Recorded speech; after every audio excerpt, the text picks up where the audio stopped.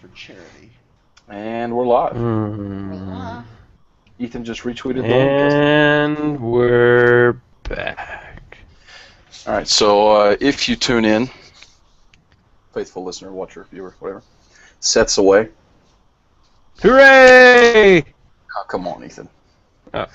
We love you, Seth. Hope you're enjoying your time in the mountains of Tennessee with, your wife. His wife? And, creepy guys with banjos and all that stuff. Yeah, he brought his dog too. And his dog. I wonder if he'll run into the same thing at Knife Works. Do you think he'll go there? I don't know. We ran into last. Axe? Oh yeah, that wasn't Knife Works. That was the Tanger outlets. Oh, okay. Yeah. Although I did go to Knife Works. What was it? Knife Works. Knives and swords and axes and stuff. Oh, sword. Remember that time you were going to give me a sword, but I forgot it at church, so I couldn't take it home? I've still got that over there. You can have it when you come back. Yeah. Next time I'm up there, I'm just going to get me a sword. I sold a scimitar that I had owned at a garage sale. Some yokel bought it for like $50. Oh my goodness. I was like, this thing isn't even worth like a penny. Why would he pay $50 for it? Wow. But you took his money, right? Yeah, of course it is. Well, I can't go to them. I can't participate in selling them. I just don't like seeing desperate people. Whenever you want to get rid of your trash, that's what a garbage can is for. What is happening? We haven't even started. I just don't like to be around. I don't like to be around garage sales or garage sale people. All right. If you're watching, you may notice that there's no music or intro musical bits. It's because I'm not using a mixer. I'll add everything post-editing in the post-editing. So. With magic. Right. I'll use my computer magic to do that. Beautiful. Try to get this camera over here a little bit. All right. You guys ready to do this? Oh, yes, sir. Yep. 3, 2, 1, go. I'm not even going to do the... Well, you already started? Oh, jeez. I already started. Yeah, I'll give you the 3, 2, 1, go, and then we'll just start. I'll do the episode number and stuff in editing, too. It's just easier that way. If you're going to go that fast, you might want to count down to the countdown start, too. Like, 3, 2, 1, go? Yeah. Did you guys start? I did. You're good. All right. Yeah, me too. I'm just kidding. I haven't started. Are y'all ready? Mm-hmm. Yeah. 3, 2, 1, go. You're listening to Ancillary Characters, the podcast of the website, ancillarycharacters.com. Tonight, for one time only, special, I, Paul Shirley, am your host. Our typical host, Seth Breedlove, is away on vacay with his family, and by his family, I mean his wife and his dog. We love you and we miss you, Seth. I'm joined tonight by two of my pals from Ohio, bringing the Breedlove to the show. You forgot to do the episode number? No, I said I wasn't going to do that. Oh, why didn't you do it? I missed that part. Yeah, I didn't hear you say that. I said I'm not going to say the episode number. I'll do that in the editing. Oh, jeez. Oh, I thought that was just the music. I'm leaving all this in, guys. All this is staying in. That's fine. Yeah. Yeah. Hi, I'm Ethan Breedlove. Yeah. I'm Alan Boone. He is Alan Boone. That's Alan from North Carolina. I'm from North Carolina. Are you guys out of it tonight? I told you I took that Claritin D, got pseudo in it, and it jacked me up. He took amphetamines. No, they didn't cook it in the meth. I saw something good someone put on, it was either Twitter or Facebook or something. They said there's so much pollen in the air that all the meth addicts are crushing up all their meth and turning it back into allergy medication. Yeah. Yeah. Yeah, Alan texted that to me, and I figured he saw it online. You don't assume I'm that clever, man. No, it didn't sound like you had said it. It sounded like you had quoted it online something. Well, you know what Pablo Picasso always says: What's "Good that? artist copy, great artist steal." Mm-hmm. Nice. I don't You know say if it's- always says, so he's still alive? No, no, Hmm. I don't believe that he is.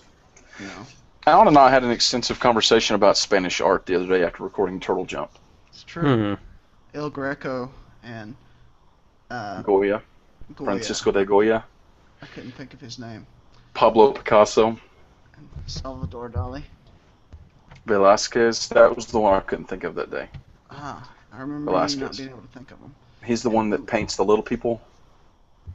The ones with their hands, the finger crooked. What? No, that's is that El Greco or is that Goya? I think that's Goya, because he painted the one with the guy being buried.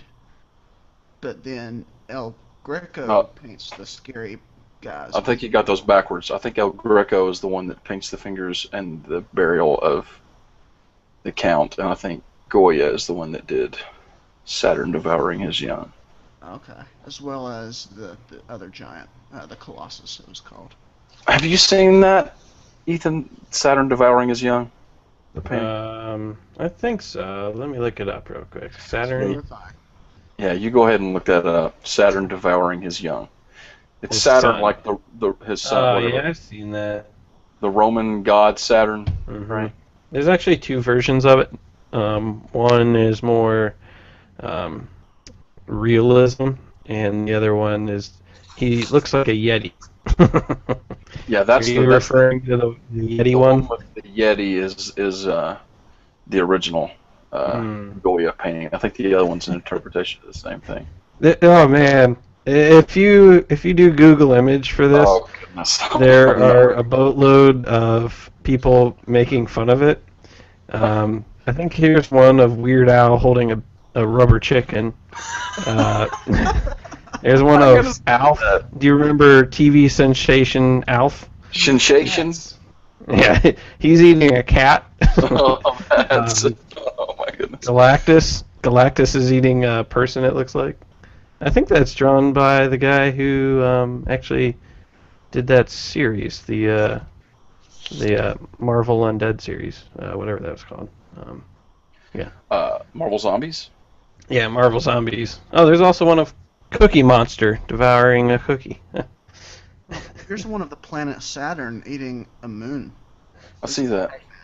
Oh no, here's one of Saturn eating Waldo. Ah. What in the world? Poor Waldo. There are a lot of these, and they're all disturbing. Here's one. He's eating an ice cream cone. You got to be careful, guys. You got to be careful in here. Did you pull a Seth and you're looking at She-Hulk right now? No, I'm looking. There's one of the Simpsons. What's the old guy with the nose? Yeah, long I see nose? that one. That's pretty funny, yeah. I'm not seeing the parodies. What did y'all Google exactly? Saturn devours his son. Oh, I did that one. This thing, whatever it is terrifying. Oh my goodness, this is worse than the. We're still recording, right? Yeah, this we is completely left live. the show, guys. This is where we sit around and talk about Goya. Google searches. Yeah. Google image. How many times? Let me ask you a question. I wonder how many times we have gone to Google image during the show and just fallen into that, because I know it's happened at least more than once. It is our old standby. Oh gosh. And then we start sending one another text messages, usually with pictures. Oh my god. What is this? Oh, I saw that too. All right. We'll post all this up on the site later. That's what we got to start doing. Is every time one of us sends the group chat an image, we've got to attach them to the. I'll tell you what. If you download this podcast on iTunes, I'll just have these images pop up periodically during this segment of the show on the screen. I can do that with GarageBand. So I'm just going to make that the cover image. this episode. Does that knife his finger? Or... I don't know. It looks like it's coming out of his hand, like out of it. We descended, guys. We descended. We gotta come on. I zoomed in on his face. Pull yourselves together. All right. Oh man, I can't. So tonight, since Seth is gone, this is primarily a comic book show tonight. We don't have any movies to cover for you. X-Men did come out. Alan saw it. Yeah, that's the movie, and it's got the men that are like mutants and stuff. And yeah, I saw that movie. Seth just saw the image that you sent. Saw that. So we'll probably all have seen X-Men Days of Future Past by next weekend when we record for the next week's episode. So I'm sure Seth will want to chime in on that, and I'm going to see it tomorrow night, so hopefully we'll be able to give you a full review. But you want to give us any thoughts, any previews of your thoughts, Alan? Anything? So I will say that I went in the theater, and I had a whole big cherry Coke and some Sour Patch Kids. Ooh. And I drank the large cherry Coke well before the movie ended. Oh, which yeah. was unfortunate. Normally I save it. I managed to pace myself just right to finish it as the credits are rolling. Didn't happen this time. And also the person behind me had a young baby. But the baby was surprisingly quiet. So at first when I saw baby, I was like, no, why would you do this? But why is this happening? And the theater was packed out. Like, I was between two people I didn't know, and I was like, what's going on? I'm nervous. And then, yeah. Also, it's a movie. That's all we're getting. For now. I will say that it's a movie that I enjoyed. But what I think about it overall, that is a spoiler. Ooh. Tune in next week. Oh boy. Tune in next week. Tune in next week. How you like that, guys? How you like that? So, what do you say we move on to What's Up with Paul? Can I relapse for a second? Yeah, go ahead. Oh wait, what are you relapsing? To Spanish artists. Oh goodness. Oh, no, this is for reals. Joaquin Cirillo. Okay. One of my faves. You know this guy? I don't think so. Where are you I going don't know with how to this? explain him. No, I was just saying about Spanish artists. Yeah, I don't know that guy. I studied Spanish art in college, but one doesn't sound familiar. Major. Spanish art. Yeah, Spanish art was my major. That's not true. Oh. He drew a lovely. He drew a lovely painting of a boy naked, his ding dong flapping in the breeze, launching a boat out to sea. Wow. That's. This is where I need a mixer. Now I understand. Now I understand why you gotta have a mixer so that you can just start playing the music and just move on to the next segment. We're moving on. We've got it. So this is the part of the show where we. Oh my, Ethan! Why did you just zoom in closer and closer on that picture and send multiples? We're never getting through this show. We're not. Not that picture. I love how easy it is to distract Paul. You just have to send something. Oh jeez. This is the segment called "What's Up with Paul," and I can tell you what's up with me right now. I'm having trouble. I need to shut my phone off, guys. I've got to turn it off. But yeah, so what's up with Paul? This is not the news, but it seems like we kind of talk about a lot of news. Every time I'll say this, every time I have tried to bring in a topic that wasn't necessarily news, it has blown up in my face. Well, of course, the eyeball one was pretty good. Yeah, and then that one blew up in my face for sure. How did that one blow up? I can't remember. It just did. Okay. And I'll tell you what. One thing I do want to talk about since that's kind of what we're supposed to do. Alan, how many was it? 7 comic book based TV shows in syndication next season. Is that right? Well, let's enumerate them. I mean, we've got Arrow, we've got Arrow, Flash, we've Flash. got iZombie. That's on the Mm. CW. Yeah, that starts, I think, actually like in January of next year, but it's still next season. Yeah. Hmm. And then we got Gotham. We got Mm. Constantine. That's on Fox and NBC respectively. The Right, Walking Dead. right. And what was the seventh one? There was another one. It would be Carter, Agent Carter. Oh Agents yeah, of Agent Carter. Agents of Shield. Agents of Shield is number 8 because I think we had said 7 without not counting The Walking Dead, Okay. and who knows when that Walking Dead spinoff is supposed to be Yeah. happening. So what this means basically is that we won. That's Comics right. are taking over television. Comics win, and it is the time. And we've talked multiple times about when this comic book movie bubble is going to pop. I don't know that it'll actually do that. That it's going to like hit a point where everybody's like, "Oh well, we don't want to see these anymore." I think it will die down some from this absolute like peak that we're seeing right now. But the fact that we're going to have no less than 8 comic book based TV shows next season playing in syndication, many of which I expect to be good shows. You know, Arrow has become a great show. Agents of Shield ended strong. It ended strong enough to make me interested in more. The Walking Dead's a good show, obviously. It's a big hit. And from what I've seen, The Flash looks like it's going to be great, and Gotham looks really interesting, and that Constantine show looks really interesting too if it's done well. Yep. And iZombie's got that spaghetti girl eating spaghetti. Eating like spaghetti with brains in it, Yeah. and they're doing that whole thing where when she eats brains, she like sees the memories of the person's brains she's eaten or something like that. Have you ever read that? I haven't. Have you? Yeah, I read the. Is there more than one trade? It was by that Chris. What's his name? Claremont? Robertson or whatever, the guy that did Monkey Brain. Yeah, Yeah. yeah. Didn't Well, I read a trade. I don't know if there's more than one. But yeah, it was fun. It's he? Yeah, beautiful. I know practically nothing about it. Wasn't that who did the art on that? Was it Allred? I think so. At least he did the covers. I don't know if he did the interiors. I Have to look haven't it read up. it. I haven't read it, so I don't know. I was thinking that Mike Allred was involved.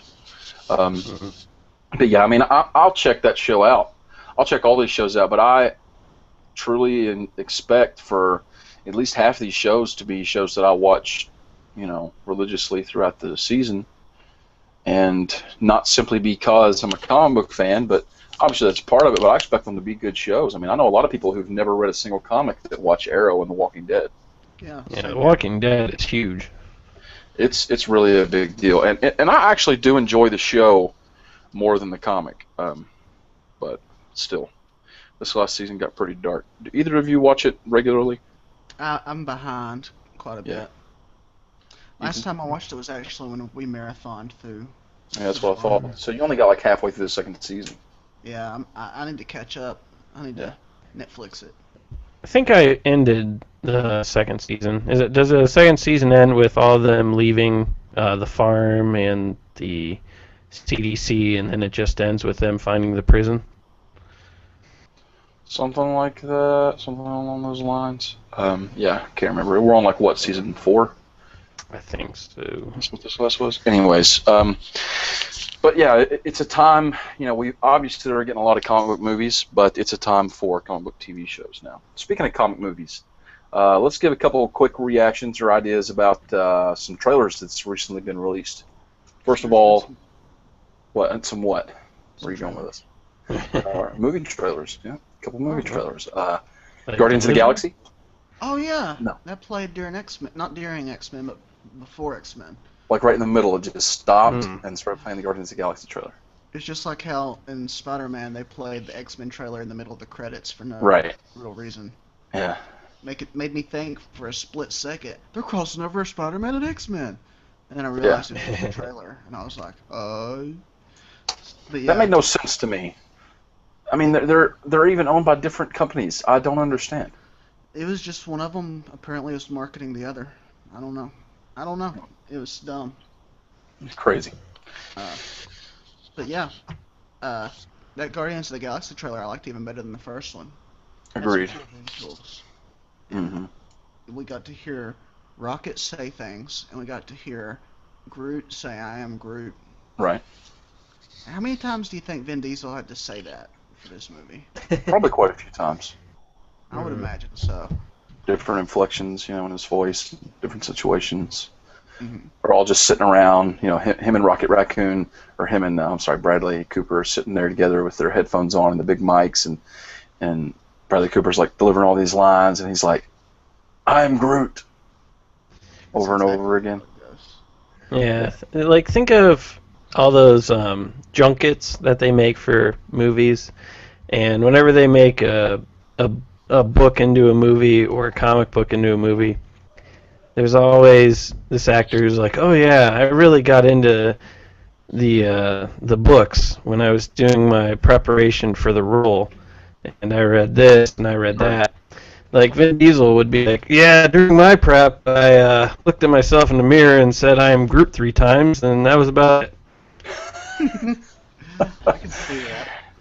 Yeah, I mean, I know people were probably hoping for something a little more dynamic when they announced that he was getting a role in a Marvel Yeah. movie, but it suits his voice, and that doesn't necessarily mean he won't be able to do anything else. I mean, look at Lord of the Rings. The guy who voiced Gimli, or the guy who played Gimli, voiced like Treebeard and Yeah. did some other stuff too. So who knows? Yeah. Yeah, I didn't really like the preview, even though it sounds kind of weird. The There's no preview. pleasing, Ethan.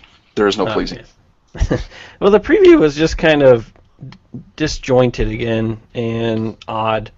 Like I was happy with images I was seeing. It was really cool seeing. I think it was Ronan the Accuser was in a that shot. was cool.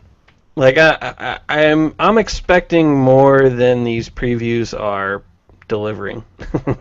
I'm kind of glad that they're holding back because a lot of trailers you see and you've seen the movie, and I don't feel like that's the case here. Yeah, Spider-Man was pretty bad Yeah. in terms of showing a lot of the big scenes. Gosh. I think that they're doing a good job of holding a lot back, but I think it's also doing a great job of building anticipation, and I think they're doing enough to whet our appetites, but I hope they don't overload us with too many clips and too many trailers, which you don't have to watch them all, but I think their main thing is because this isn't a well-known superhero team by any means, that they're having to make these previews look as sci-fi and action-filled and comedy-riddled as possible, just to attract the people that don't know anything about Marvel or Guardians of the Galaxy or anything like that.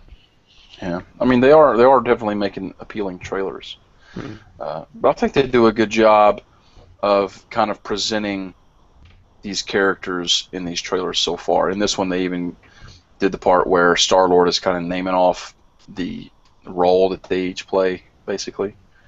Yeah. It was a clever way to work that into the trailer. And in terms of as a fan, someone who's read the comics and is really looking forward to seeing those characters from the books play out on screen, so far I really like the choices they've made. Like I wasn't sure about some of the casting at first, but just from the trailers, and obviously we haven't seen the movie, and I could be totally wrong, but just from the trailers, they seem to have filled in those roles pretty well. Yeah, I agree. Like I wasn't sure about Bradley Cooper because I still think of him as the curly-haired dude from American Hustle, but it really worked out.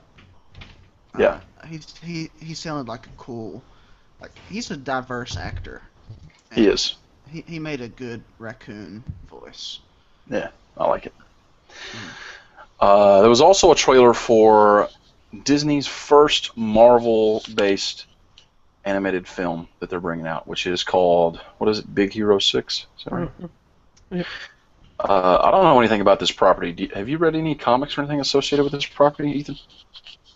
I didn't even know it was a pre-existing story. Yeah, apparently it's Marvel-based, but I mean it's coming from Marvel. As far as I believe, it is something pre-existing. I don't know what it is. It's the Googling that right now. You can look it up if you want, but they released a teaser trailer. They'd shown some images and stuff and said this was going to be their first collaboration between Marvel and Disney Animation Studios. So it's a short trailer, like a minute and a half, and it was just kind of a little clever and funny thing, and I thought it looked great. It was very funny. Animation was beautiful, as you'd expect from Disney. And, I mean, when they said Marvel and Disney working on a cartoon, I was like, sold. You know what I'm saying? Yeah. Sold. Apparently this was a 1998 series. And Comic series? It's not one character, it's like a bunch of characters. It's a team. Big Hero Yeah. 6. And Yeah, there's that's more what I than thought. 6 of them. It looks like anime. Yeah, I think it's supposed to have a Japanese style. Is it set in Japan? Looks like it. Well, I don't know. San Francisco, maybe? I was thinking there was I had read, because when they announced it, they kind of described it a little bit, and I read some of that stuff, and I was thinking they had said that it's either set in Japan or it's somehow based on Japanese characters, or I don't know, something like that. So it sounds interesting, and the cartoon or the little trailer did a good job making you want to see the cartoon. Usually Disney does these little short teasers that don't tell you anything at all about the film. It's possible, I would say, that even the stuff they showed in that teaser won't even be in the movie. Yeah. It's just a promotional little teaser, and I thought it was very well done and clever. It was funny. It was amusing. Yeah, it was like the old Pixar with the lamp jumping up and down on the ball. Yeah. Yeah, it did kind of remind me of that, which Pixar's not involved with this, right? I mean, this is Disney without Pixar, right? Yeah, because it said from the creators of Wreck-It Ralph and Frozen. Yeah. Oh, okay. Yeah, you're right. Disney. But it still the animation looks beautiful. And Disney's really doing something without Pixar now. I mean, beforehand, I would have said, without Pixar, they can't really do much in terms of these computer animated films. But Frozen was really good. Wreck-It Ralph was really good. Yeah, and that Let It Go song. Yeah, that's a big hit. Frozen looks like crap. I'm never going to watch that movie. You're joking, right? Oh my gosh. That movie looks like straight garbage. Dude, that was I had almost no expectations for that movie except whatever, and I went along with my sister-in-law and brother-in-law and my niece, and I walked away from that thinking, wow, that was one of the best cartoons I've seen in a really long time. It surprised me. It did, it really did. So you should break down and see it. You should do that. But ain't gonna happen, bro. I'm a man of my principles. Principles. Your principles of if it's cool, you don't want to see it. That'd be me. Yeah. It's too cool for school, guys. You heard it here. Yeah. Back to comics. DC announced they did the Batman. What was that? Batman Legends of the Dark Knight. Yeah. 99-cent weekly on Comixology digital. Then they did The Adventures of Superman, 99-cent weekly digital. So to follow suit, they are putting out I think it's called Sensational Wonder Woman or something like that, weekly, based on Wonder Woman. It's going to be a 99-cent digital, and then for every 3 issues of the 99-cent, they will release 1 single issue in print. This is coming soon from DC Comics, and when it does, I think the first arc is going to be written by Gail Simone with art by Ethan Van Sciver. That would be pretty cool. Yeah, I'm looking forward to that. Gail Simone writing a story about a female? Yeah, You right. sure? No, that doesn't sound right at all. She's done some good stuff. Like her Wonder Woman books back in the day, I really enjoyed. Yeah, and Villains United was really good. And Batgirl. Villains United was great. Yeah, I'm just being facetious on the fact that she rarely writes anything about men. No, that's fine. It makes sense to me. Because the thing is, that may be true, but there are a lot of men writing comics about women. That's true. I mean, that's a pretty common occurrence for you to have a Batgirl or even Batwoman, Wonder Woman comic written. I mean, Brian is I prefer my men to write nothing but stories about a bunch of dudes hanging out, like a real sausage fest. Like, if you're going to be a male writer in the comic book industry, I want nothing but dudes. You heard it here, folks. Ethan is fans of the Sausage Fest. Wow, there's been a lot of talk of those things going on tonight. Am I wrong? You're not wrong. Am I wrong? This Wonder Woman comic, I'm looking at it. Sensation Comics featuring Wonder Woman. I'm sure that's a throwback to something. Probably. But yeah, they're going to kick it off with Gail Simone and Ethan Van Sciver. You've got James Tynion IV is going to be coming on for a story. Chris Sprouse, some others. I'm looking forward to it. I think it's a good idea. I actually fell off of the Brian Azzarello Wonder Woman, even though it was really good. I just had to cut it for budgetary reasons. I'm going to pick it back up and trade, because I think it's also a long form storytelling that's good for the trade. Mm-hmm. And I got behind, and I was like, I'm just going to do this in trade because it is really good. Do you think they'll let me write an issue of that spectacular featuring Wonder Woman thing? You should. You can try. You should write a story and have Ethan draw it. Yeah. Guys can submit it. I heard that if you draw, or if you create a story based on Wonder Woman or Batman or something like that and try to submit it to DC, they won't even look at it because they can get sued. Yeah. So I can't do that. So I'm gonna have to create another character that's similar, and say, hey, this is some stuff I did. Now let me write Wonder Woman, and they'll be like, no, you suck, get away, and I'll cry and leave. I don't know if it'll exactly. Even if you wrote it for. What? Even if you wrote it for what? Where are you going? Even if you wrote it in if you wrote down a story by yourself and submitted it to them, they would sue you for copyright infringement? No. They don't sue you. It's okay. They won't look at it because if they have something similar in the pipeline, you can accuse them of stealing your stuff. Right. If you write a story about Wonder Woman fighting a giant dinosaur and, in a couple of months you go by Wonder Woman and she's fighting a giant dinosaur, then you're like, oh snap, they stole my story, and you sue them.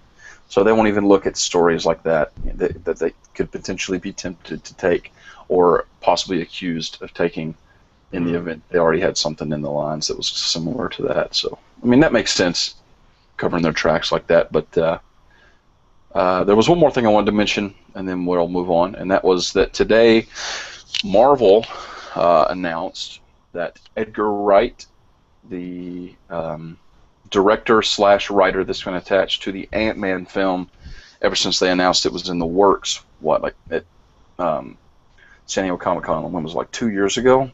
Yeah. He has officially departed from the film. He is no longer going to be working on it. He's not directing it. And they, in the press release, they said there was no hard feelings or anything, and it was a mutual agreement, but it was because they had differences in the vision for the direction they wanted to take the film in. That basically Marvel and Edgar Wright were clashing in the direction they wanted to take the film, and so he has stepped down. That's saddening to me because I like Edgar Wright's stuff, and I was hoping he would have a fairly unique spin on Ant-Man, which is a character I don't love, but I think's interesting nonetheless. And I would want somebody like Edgar Wright who can put unique spins on things to be at the helm of it. Yeah, to be honest, I like Edgar Wright more than I like Ant-Man. I mean, I'm just not really an Ant-Man fan. I do like it's Scott Lang, right? That's and I like the idea that they're not using Pym as the hero. And up to this point, everything I'd heard about it sounded good. They got Paul Rudd to play Ant-Man, and that's very intriguing to me, especially with Edgar Wright helming it, because Paul Rudd's a funny guy, and as far as I know, he's still attached to play. He's a funny guy. So as far as I know, he's still attached to play Ant-Man, and they're still sticking to that 2015 release date in July, but no director. I don't know what's going to happen with that. The thing that concerns me the most is I think this is the first time that we've heard about someone like this being officially attached, and as far as in a director capacity, and Marvel saying, "Oh no, we're not going to let you do these things creatively that you want to do," and because that they stepped off. I mean, don't get me wrong, they had the guy who played Rhodes in the first Iron Man. Oh, that guy's terrible. They got him out of there, and then Edward Norton, who played the Hulk in the Incredible Hulk movie, he they couldn't work it out with him either. But those are actors, and in my opinion, that's different. Having an actress, that's not working out with, and having a director and who's been working on this movie for 2 years. He co-wrote the script. As far as I know, they're keeping the same script. I don't know. I don't know. It's bizarre. Yeah, it makes me sad to hear that. But let's move on to Take It or Leave It. Bow, bow, bow, bow. Nice. That was an unconscious reaction. That's okay. Subconscious. Go ahead and take us in. Hi, and welcome to Take It or Leave It, the part of the show where we take things and we leave them. And today we are going to take or leave Forever Evil, number 7, the finale to this DC event / miniseries. So to give a recap, the crime syndicate from Earth 3, where everybody's evil, came to Earth and turned loose the supervillains, blotted out the sun so that the Ultraman, who is damaged by the sun, could thrive. And basically, bad things. Bad things. And so this issue takes place at the tail end of that, where Lex Luthor and Black Manta and Leonard Snart / Captain Cold and Batman and Catwoman have formed a team, and I'm probably leaving somebody out, to take out the crime syndicate and save the world.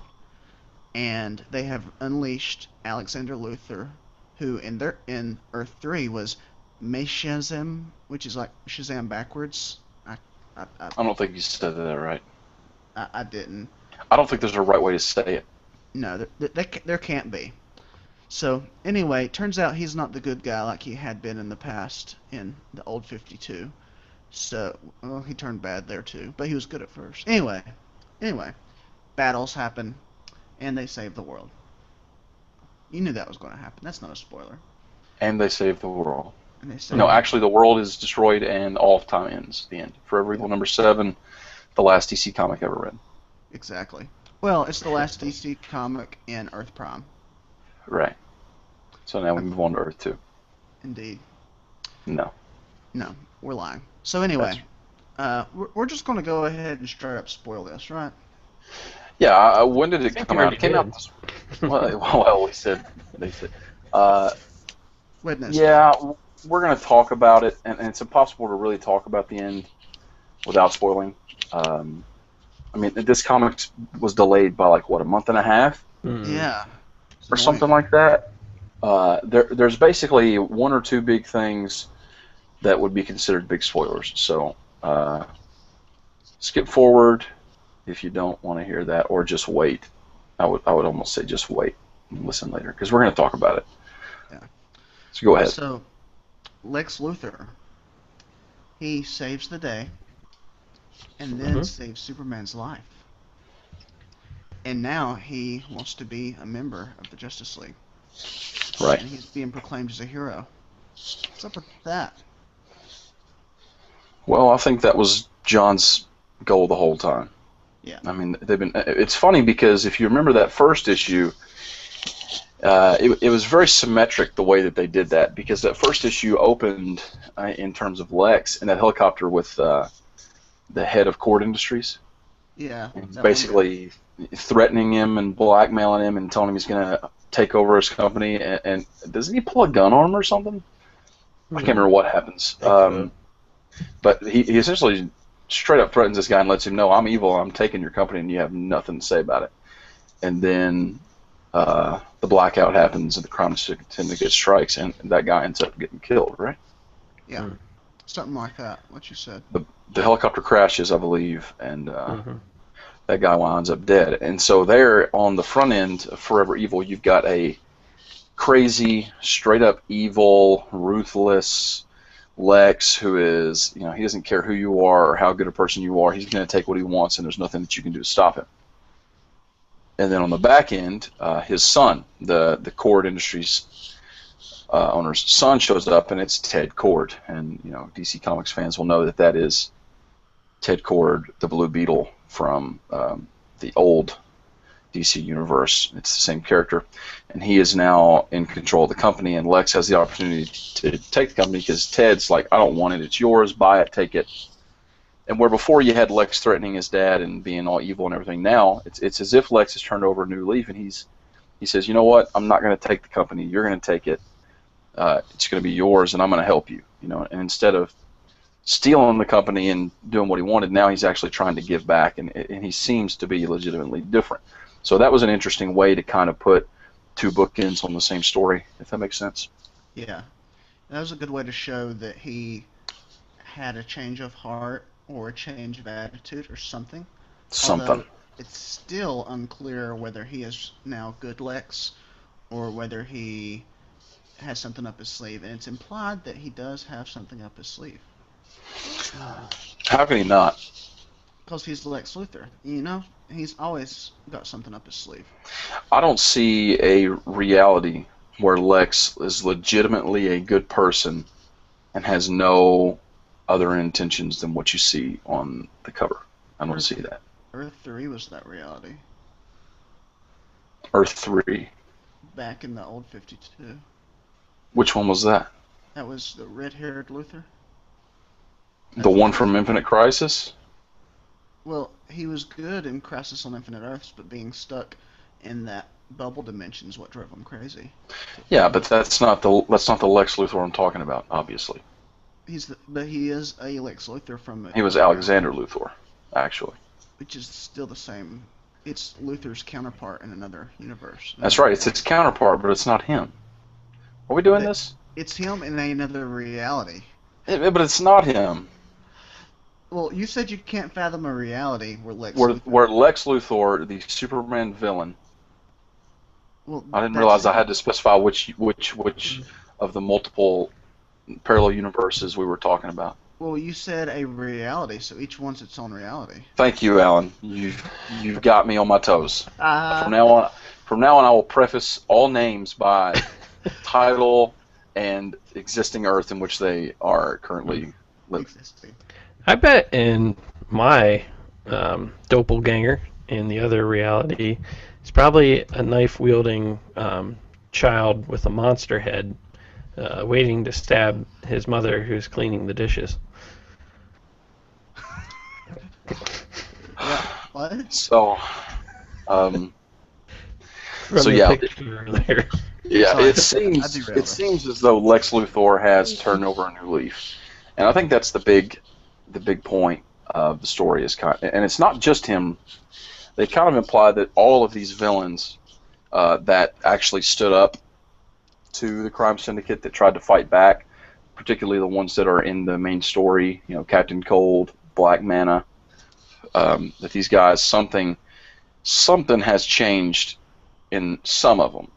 Sinestro's just crazy. And he and Black Adam seem to have something up their sleeve too, as they fly off there at the end. But like for example, when Black Manta disappears and he leaves the trident for Arthur, Yeah, says get it back to him. You're not dead. Yeah, glad you're not dead. That was a funny line to me. Yeah. So you can see something's changed there too. That these villains, having to stand up and basically be the sole protectors of the Earth, had an effect on them. I mean, how could it not? How could it not have an effect on them? Yeah. It reminds me of Doc Ock whenever he became Peter Parker, in a way. Yeah, I can see that. That once he became familiar with the struggles and the things that had made Spider-Man good, that he couldn't help but be affected as a person. So it's a similar thing, I guess you could say. Yeah, and two, with Luthor, we had that little bit of character development where he had Bizarro, and Bizarro died, and he was sad. But before that, we saw when he revived Dick Grayson, and Batman went and hugged Dick Grayson. Mm-hmm. Bizarro hugged Lex Luthor. I just sat there staring at that, laughing. That was great. Yeah. Yeah, I really liked how after that scene of Luthor showing his good side, he lets Batman get in close and punch him a few times just so he can steal the kryptonite ring and then after that he says something to the effect of like an angry Dark Knight is how he likes his Dark Knight. Yeah. So he's inferring that he can use Batman, and also at the end of the comic, there's kind of like a not a spoiler, but kind of you're led with the belief that the love child of Alexander Luthor and Superwoman are going to be stolen by Lex Luthor to be used for his next Bizarro project. At least that's what I was left with. Were you guys left with the same I, I didn't, idea? I didn't pick up. I did not get that. Okay. Did you smoke a huge bag of weed before you read it? I'm just teasing, man. But seriously, tell me how you got that. Maybe I missed it. Okay, let me pull it up here. Because I didn't get that at all. Well, like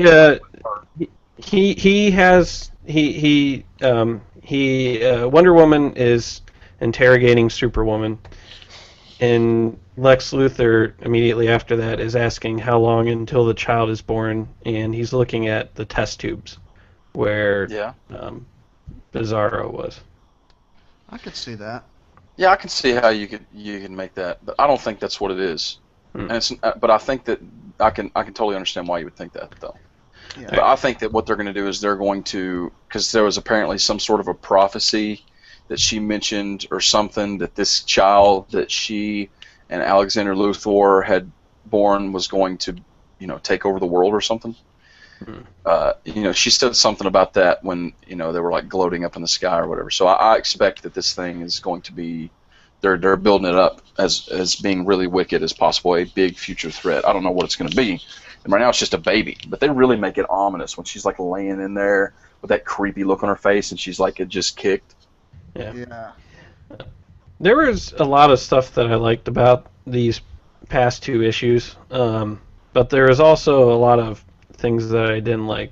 Obviously, Jeff Johns is always a wonder at writing multiple characters, fighting on a grand scale. But I thought the way they introduced Alexander at the tail end of issue number 6, and then halfway through issue number 7 they kill him, it kind of made the point kind of null. But there was a lot of stuff I liked that was happening with Luthor running around and the way he was giving orders and he was scared. I liked some of the other character development, like with Captain Cold. I didn't see the point of killing Bizarro, but that's just me. Like, I thought a few of the deaths that were in this series were kind of pointless. Yeah, but I was okay with the pointless deaths when it came to the crime syndicate. I think it just showed that they were crazy and expendable. Like, they're just these crazy, purely evil psychos that really deserve nothing more than death. That's kind of what they showed off. I like villains living. I hate movies and comic books that introduce villains and then immediately kill them, and then a year down the road they bring them back to life or something like that. But I like the way Owlman escaped and he was at large, and that Ultraman and Superwoman were still alive. I like how is the ones that I think are the most interesting survive. Like Alexander Luthor was just crazy. Yeah. Deathstorm, he wasn't really much of a character. He just liked to blow stuff up. And Johnny Quick and Atomica, they were like serial killers. They cracked a lot of jokes and just killed people in terrible ways. And so the ones that actually that I found interesting, especially when they're working together or they're around one another, were Superwoman, Ultraman, and especially Owlman. So I was glad that they kept those three around. You know how I think this story would have profited a little bit better is if, rather than begin it with Luthor and end it with Luthor, I think it just would have been better if it spoke through Luthor the entire time. Like in the middle of the event, it kind of tailed off and it like it was following other characters and things like that. I think it would have been like a lot more potent of a story if it would have just centered around Luther and his band of merry friends. Well, I think it primarily did focus on them. I think that what's a bigger problem than that was the fact that this book came out almost 2 months late. Yeah. Yeah.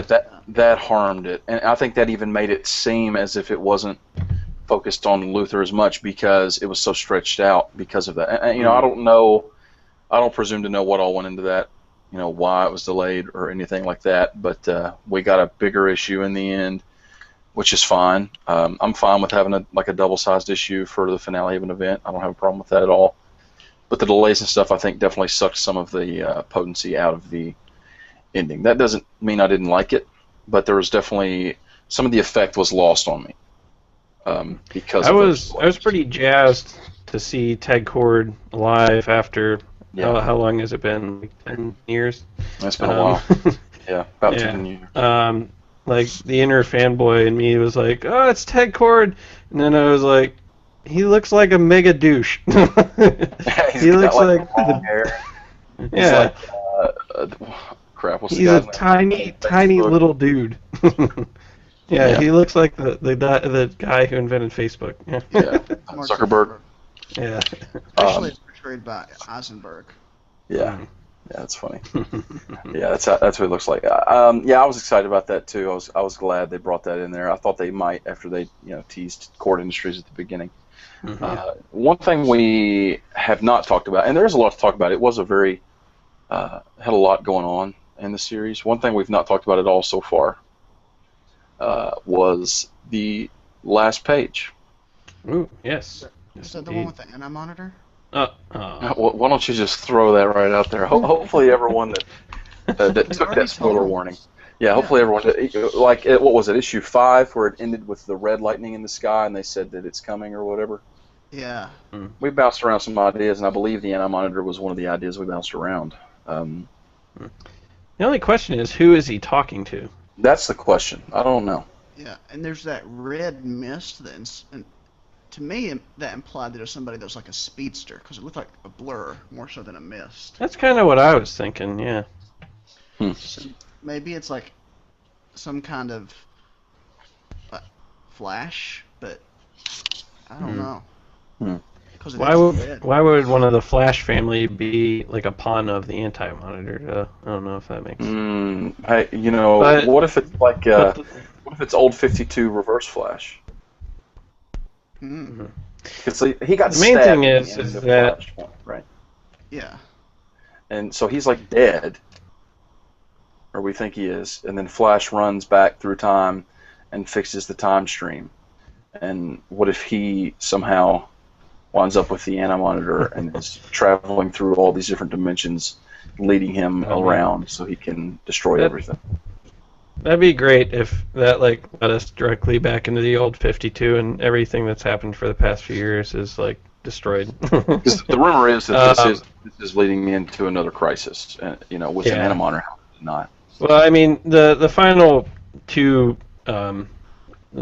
things that we're left with is that whoever this Herald is giving the anti-monitor another universe to destroy, and the anti-monitor's main goal is to get Darkseid. Yeah, which is exciting. It's very foreboding. Maybe it's Pariah. That was a thought I had too, is that it could have been Pariah from the Crisis on Infinite Earths. We just spent like a half hour talking about this issue. Yeah, we did. We have talked about this for a while. It was a good issue. And I do want us all to do a quick take it or leave it of our own, since we haven't really done that in the last few episodes. But it's a good issue. I actually really liked it. When it comes out in hardcover, I'm going to buy it. I'm going to read it through all at once, and then I'm going to have a better opinion of it. Well, when I say a better opinion, I mean a more solid opinion based on having read it all at once. I'm not ready to reread it just yet, but I'm taking it. Yeah, same here. I enjoyed it. It did a lot of future sewing, and I felt like almost to its detriment, but not really. And its lateness was the main problem I had with it. But it was really enjoyable. It was a satisfying conclusion. Yeah. To what you said, I was afraid for a moment they weren't going to tell us what that red lightning was, Yeah, me too. and they were just going to leave that for the future. And if that happened, I was going to be peed off. Like, I'm sitting there thinking, there's only a couple pages left. I still don't know what this thing is. Are they really just going to leave that? I mean, they've already set up this baby and the future Bizarro and all this stuff, and Lex going to Justice League. But then they did so. But I know what you mean. It did set up stuff for the future. Yeah. Yeah, it was a take it for me as well. Although, like Paul said, like right now, there are things like I'm upset with, and it may just be because I didn't read it all in one sitting or in 7 months back to back to back. Yeah. It really detracted from it with the late schedule. And I think we've been spoiled a little bit by Marvel events that are double shipped. Yeah. It really does make these DC events feel longer. Yeah. Because But John is definitely a master at writing books of this caliber. He is. All right, we don't have a whole lot of time, but let's go through real quick. We've got enough time for us to do a short review of a take it or leave it book. Ethan, you want to kick us off? Yeah, do you guys mind if I talk about original Schnart, issue number 2? I need to bail out if you're going to spoil it because I didn't pick it up. Okay. Can you do it spoiler free? Yeah, I can probably do that. Let me flip through here. Yeah, I can. All right, so this series is not. I don't like Jason Aaron writing stuff like this. Yeah. I think he's fine, writing Wolverine and the X-Men. I think he's fine writing other things. I think him writing this book is a terrible decision. Because so far, it is so boring and so drawn out. There are just panels of exposition, and it is just boring crap. Wow. Like, I enjoy some of the stuff, like I enjoy the mindless ones running around, but following all these teams doing all this junk that has it is so dull. I cannot I cannot use enough words to explain how dull it is. And the artist as well that's working on this, I've seen him work on other stuff. What is his name? Mike Diodato. Yeah. What has he worked on? I can't He remember. did. He did New Avengers during Avengers versus the X-Men. He's done a lot of stuff. He did the Dark Avengers stuff when when it was when it was yeah, that's Osborn right. and all of them as the Avengers. Yeah, I'm not a very big fan of his either. He's not terrible or anything. It's just like some of his body chemistry, like the way the bodies are moving and poses and stuff, they are just really odd. And his colorist, I don't think really works very well either with his art style. So it's a take it. But I accidentally bought this like $5 issue with a backup, an Infinity backup. Oh my gosh, this thing was as bad as the first 2 issues, because I enjoyed issue 0 a lot, and that's why I was kind of bummed by issue 1 and 2 of Original Sin. But the backup, this Infinity backup with the Secret Avengers, is just the worst thing you will ever see. It's written by some guy I've never heard of, Alice Cott, and the art it looks like, a little kid is drawing it. Ryan Kelly. Ugh. Yeah. But so far, this, I'm not gonna buy this. I mean, if you guys want me to review it or anything like that, I'll try and find a way to borrow it. But I'm not gonna buy this. I mean, it's just boring to me. All right. So to leave it. Alan? So I am going to talk about the Avengers and New Avengers, just the most recent few issues, not one in particular, because I'd gotten behind on it, and recently me and Paul have been doing a contest to see who can catch up on comics fastest. Ooh. And This wasn't part of that contest, but it was part of what spurred it. And I just powered through and caught up on Avengers and New Avengers, and I'm really enjoying it. If you remember from way back when, New Avengers was doing a story where these, and I always enjoy. From the start, I've been enjoying New Avengers more so than Avengers, where these other Right. universes are having incursions into the main Marvel Universe 616, and if they either have to destroy one of the two Earths, or both universes completely are obliterated. Yeah. And so far, it's been a situation where every time it's kind of worked out for them just magically. They haven't had to destroy a good Earth. And so, and also, if you remember back in the beginning, the Illuminati, and they're the only ones who know about this, uh, erased Captain America's memory and Yeah. kicked him out of it. Well, things are starting to heat up in both books as the stories are starting to converge again. In Avengers, Captain America has remembered, and he's not happy. And he has brought some Spoilers. other Avengers to confront Tony Stark. And then in New Avengers, they have finally reached a situation where it appears they're going to have to fight the good guys to save their own universe. Wow, that's intense. That's kind of where it's ended up. So I'm like super psyched for the next issues. The last few issues have been really good as they're starting to meld the stories together. We even saw some alternate universe Avengers who aren't as noble as the main Avengers. They were good guys, but they're also dictatorial. So they're not really that good of the guys. They're just All right. What are they doing with that chick? The one from the Yeah. first universe. Yeah. She's still just kind of in prison and occasionally giving them advice, but it also expounded some on her backstory. They found a way to look into other universes before, to be able to see what happens in other universes before their destruction. So they were able to look in her native universe and know more about her. So she hasn't been completely forthright with them. So you got to see some of her backstory. But she is still devoted to the wheel, as she calls it, and believes that the destruction Wheel of of all Time. universes is inevitable. Hmm. The Wheel of All Time. right. Jonathan Hickman's a Wheel of Time fan. Like, Yeah. that's a legitimate thing. So I'm wondering if this is a throwback to that. Probably is. So you take it? I'm taking it. Yep. All right.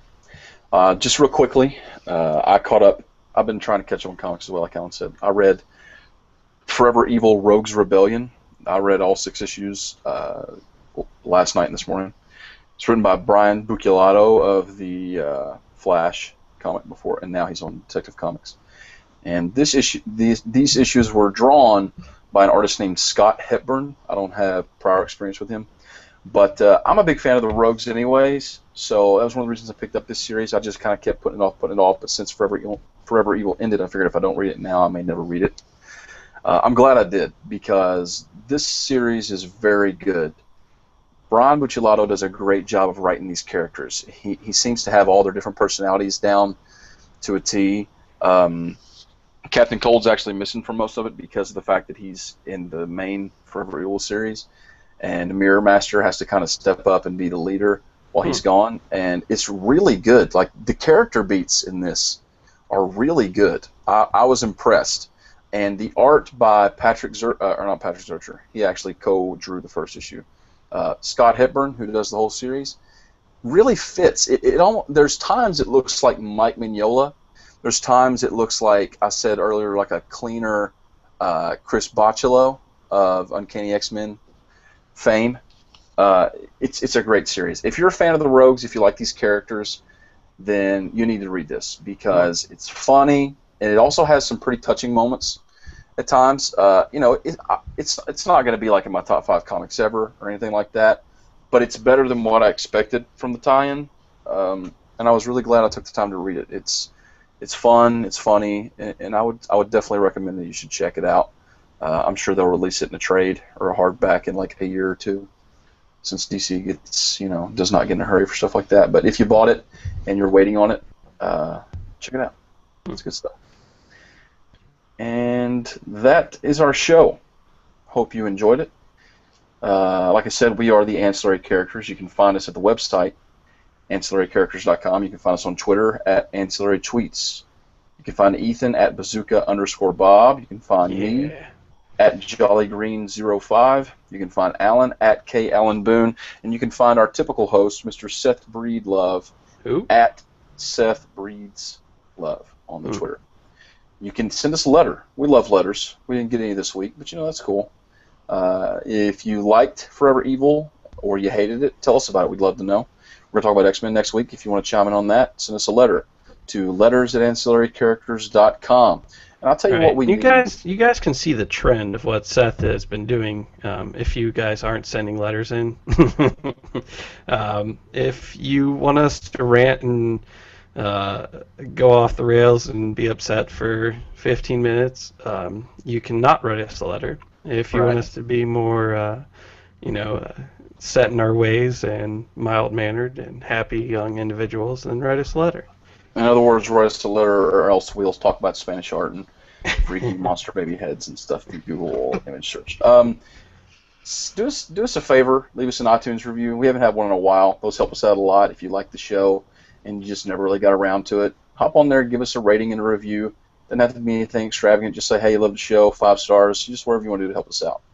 Am I forgetting anything, guys? Facebook, Twitter? I don't know. Ancillary Characters. We're your friends. We love you. Adios. I